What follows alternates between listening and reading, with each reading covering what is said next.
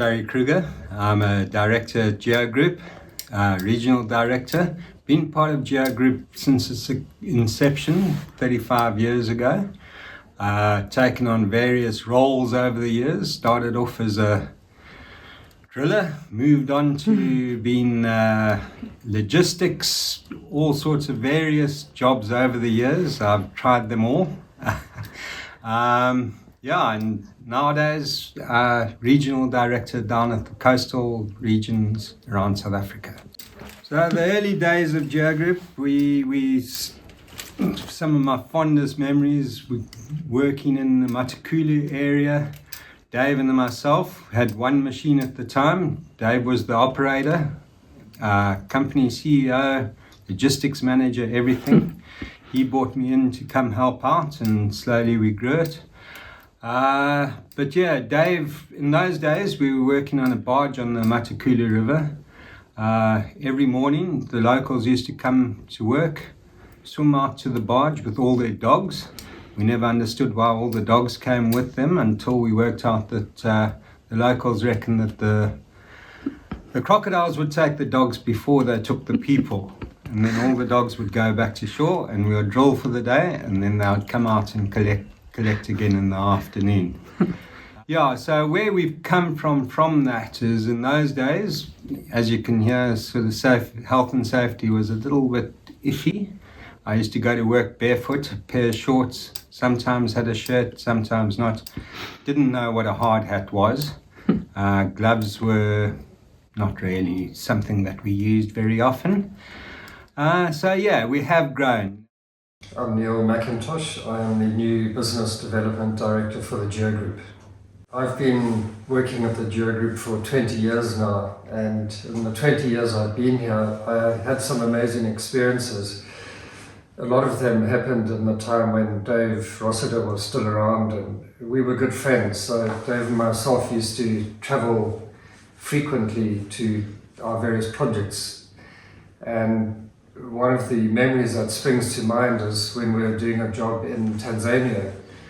The project site itself was in Njombe, which is up in the Tanzanian highlands. It's about a day and a half's drive from Dar es Salaam. When we did this journey across Tanzania, we always stopped in a little game reserve called Mikumi Game Reserve. And we stopped there because it was convenient. It was pretty much a day's drive from Dar es Salaam to Mikumi. But they had a nice little tented camp in the Mikumi Game Reserve. Now, Mikumi is an interesting reserve because the main tarred road from Dar es Salaam to Zambia runs through the reserve.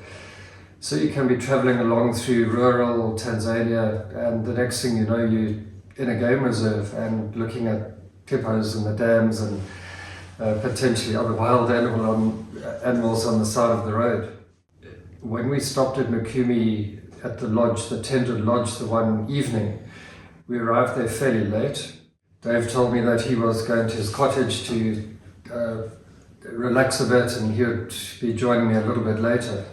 I was thirsty, so I headed straight to the bar and decided to get myself a beer, probably a Kilimanjaro. Now, the bar itself was set out under a massive marula tree, and it had a very low wall built around the bar in a circular shape. And at this back area was the barman with the bar count and everything, but the rest of the bar is completely exposed, open. And I sat down and I tucked into this ice-cold Kilimanjaro, which really was going down very well. By now it was dark. So on the table in front of me, I had a glass of beer and a torch, and that was all. And I was sitting there just enjoying the sounds of the evening and thinking to myself, I'll wait for Dave, he'll be along shortly. And the next thing, I heard the grass rustling, not far from me, probably not even more than 10 meters away, maybe a bit closer. So I thought to myself, grass rustling, was probably a kudu or some antelope moving through here. Well, let me have a look. So I picked up my torch and I shone my torch towards the bush. To my surprise, I saw a pride of lions running past, heading towards the end of the long part of the L. In other words, heading towards where the cottages were. And I thought to myself, that's weird. Here I'm sitting basically totally exposed, and here's a huge crowd of lions running past me. So I remember being a little bit confused, thinking, what do I do now? I had my torch in one hand and my beer in another hand, and I thought, there's lions just over here, and there's nothing separating me from these lions. So I very slowly got up. The lions were busy running past, so I don't think they were taking too much notice of me. But I got up and I went to the barman and I said, hey, did you see those lions running past us? And he looked at me, and he obviously could see in my face that I was being serious. So he literally dropped everything that he was doing, and he ran out the back of the bar shouting at his fellow colleagues in Swahili, probably instructing them that they should join him because of the lions in the camp. So all of the guys, the staff in the camp, ran and locked themselves in a pantry and slammed the door shut. And there I was, stranded with my half-empty beer and my torch, thinking, this is awkward. So now the staff are locked away in the pantry. I'm sort of standing in the middle of nowhere, not knowing what to do. And Dave, I knew, would be walking, at this point, he would be walking from his cottage towards the bar area. And I was saying to the guys, hey, you've got to do something. My friend's walking towards the bar. Well, they were having none of it. They just stayed in the locked pantry. So I thought, I'm not too sure what to do. And then to my relief, I saw Dave appear out of the darkness. He was walking towards the bar area where I was standing. And Dave arrived there, and I said to him, Dave, are you okay? Did you see the lions? And he said to me, yeah, they ran right past him, literally on either side of him as he was walking towards the bar area. I said, Dave, what do you think we should do now? I said, because the staff have locked themselves in the pantry. So Dave, ever cool as Dave always was, he said to me, Neil, you know what I think we should do? I said, no, what should we do? Let's go and help ourselves to a beer. My name is Jan Kiri Mapanga. So, ik heb Geomechanics gewerkt van 2002. Vandaag, sinds ik was een boerman, tot vandaag ook ik bezig om te boeren. Maar dan ook denk ik het nog moe, ik is nog moe. Ik wil nog gaan rest. Ik heb samen Dave gewerkt hier zo. Voor ons andere dag joint venture gemaakt, dat is op je steelpoort. Toen werken ons samen. Toen maakt hij job klaar, toen lopen ons. Dan heeft me daar zo gesteel, man. Dave. Toen werk ik bij Dave tot vandaag. Zo, ik heb samen die mensen een paar mooi gewerkt, een paar mensen hebben die job geleerd. En paar mensen nog wel eens die boermannen, eindelijk amper die lot van Geomechanics. Hij komt eens op mijn hand. Hier zo bij Geomechanics zeggen, daar is op mijn lauwe gewerkt. Daar waar ze die helikopter gaan, daar zo ver.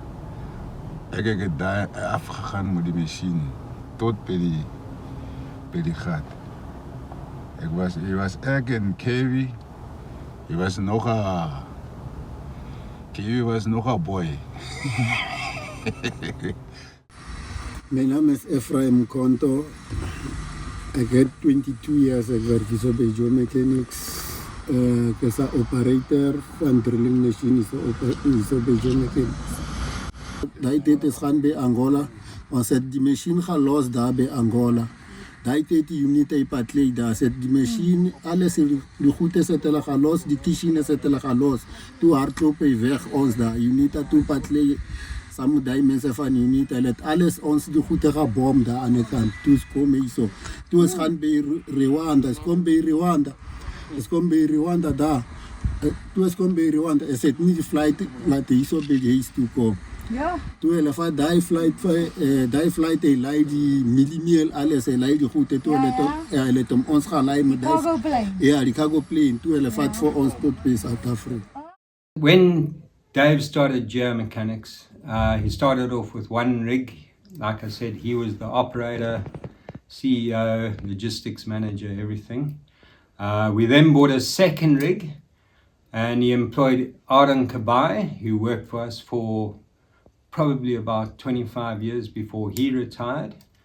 And yeah, it's built up over the years to now being 64 rigs. We employ about 200 people.